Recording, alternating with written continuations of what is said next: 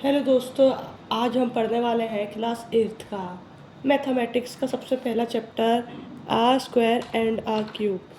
हम square and cube chapter पढ़ने वाले हैं, तो हमें मालूम भी होना चाहिए कि स्क्वायर नंबर क्या होता है। तो स्क्वायर नंबर होता है a number that can be expressed as the product of a number with itself, it is a called square number. मतलब ऐसा कोई नंबर जो किसी दो डिजिट के मल्टीप्लाई से आता हो, वो डिजिट सेम ही होनी चाहिए। जैसे 2 का स्क्वायर होगा 4, 3 का स्क्वायर होगा 9, 4 का स्क्वायर होगा 16। और property of a perfect square number, property square number की कुछ प्रॉपर्टी भी होती हैं। जैसे कि स्क्वायर नंबर जिसके लास्ट में 0, 1, 4, 5, 6 और 9 आता है, वही ओनली स्क्वायर नंबर होते हैं। तो हम आप एक क्वेश्चन करके देखते हैं।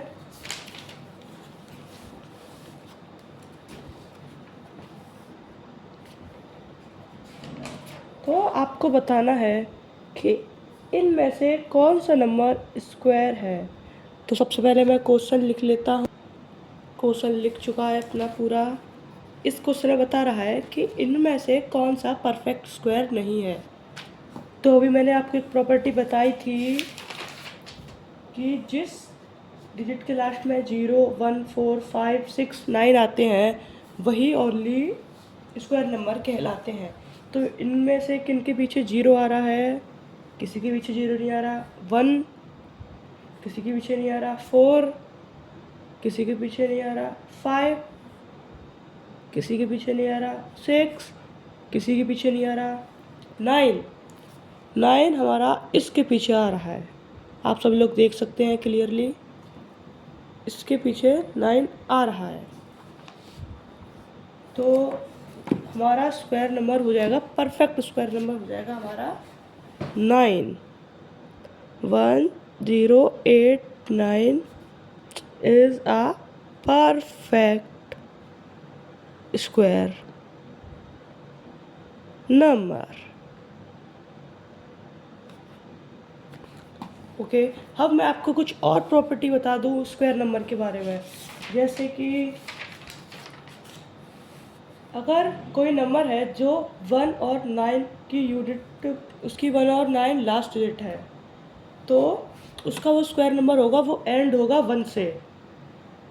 और हमारी तीसरी प्रॉपर्टी ये है कि अगर स्क्वायर की एंड डिजिट 6 है किसी नंबर की, तो उसका स्क्वायर 4 और 6 उसके यूनिट प्लेस पे होगा।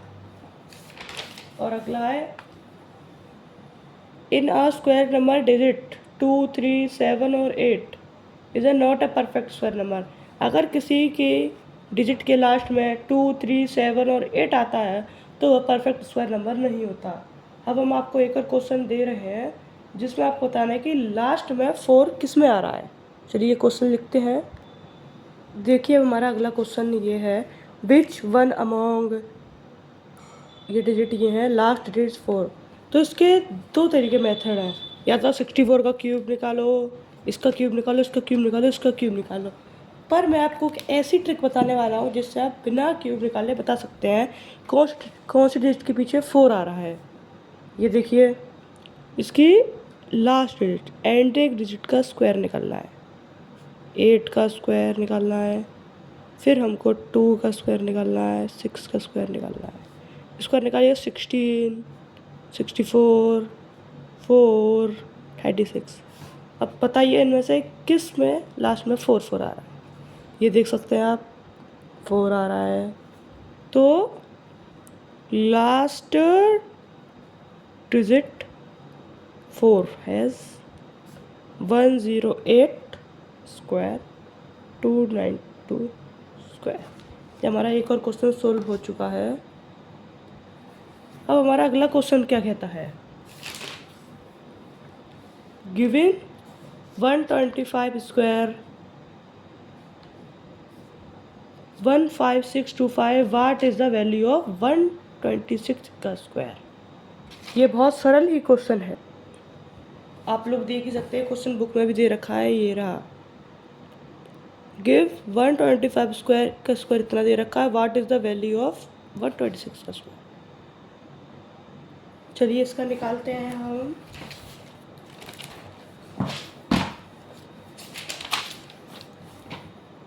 इसकी दो तरीके हैं, या तो अब इसका भी स्क्वायर निकालिए, पर मेरे होते हुए आप इतना लंबा तरीका इस्तेमाल नहीं करेंगे, तो उसके लिए आपके लिए मैं एक सिंपल ट्रिक बताता हूँ। सबसे पहले एक क्वेश्चन लिख लेते हैं। तो दोस्तों हमारा क्वेश्चन लिख चुका है।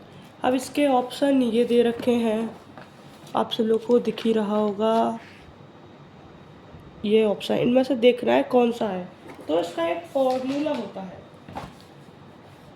इसका फॉर्मूला होता है, ये आपको बहुत कम ही टीचर लोग बताएंगे इस फॉर्मूला को। तो दोस्तों ये आपका वो फॉर्मूला है, a + b² = a2 + b2 + 2ab। ये नीचे का सॉल्यूशन है। अभी आपको हम इसका पूरा सॉल्यूशन करके दिखाते हैं। ये देखिए हमारा पूरा सॉल्यूशन निकल आया है। अब आपको समझाते हैं हम। a 125 + 1 स्क्वायर 1, सॉरी यहाँ पे 2 होना चाहिए था।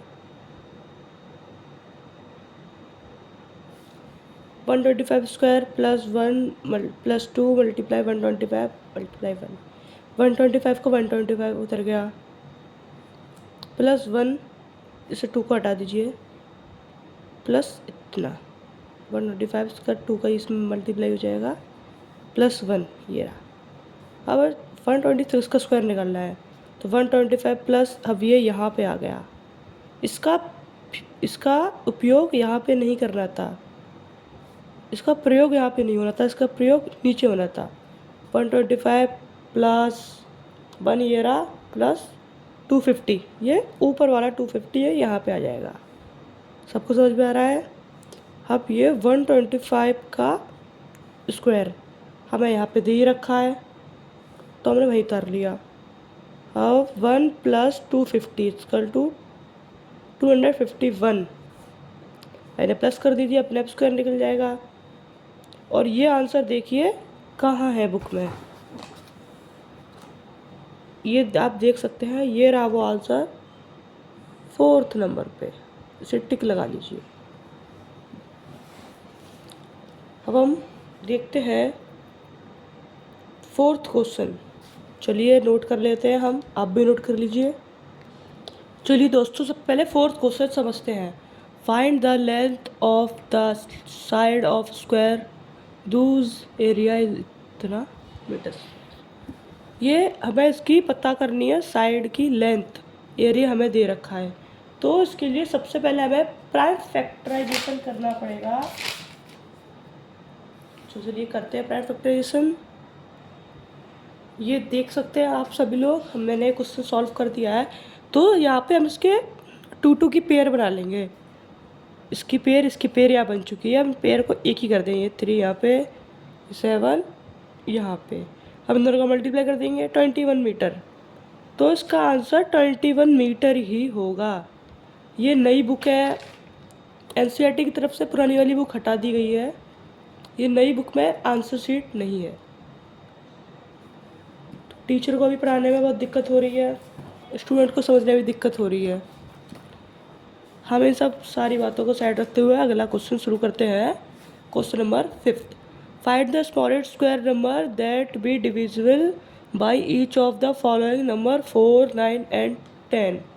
हमें इसमें स्मॉलेस्ट नंबर ढूंढना है जो डिविजिबल बाई हो 4 से, 9 से और 10 से। तो उसके लिए सबसे पहले हमें, ये क्वेश्चन बिल्कुल सिंपल इसी की तरह है, हमें इसका प्राइम फैक्टराइजेशन करना पड़ेगा। अच्छा, 2 की पेयर बनानी पड़ेगी। नहीं दोस्तों, इसमें एलसीएम निकालते हुए, चलिए वही बात है पूरी। चलो करते हैं, आप भी क्वेश्चन नोट करिए, हम भी क्वेश्चन नोट करते हैं।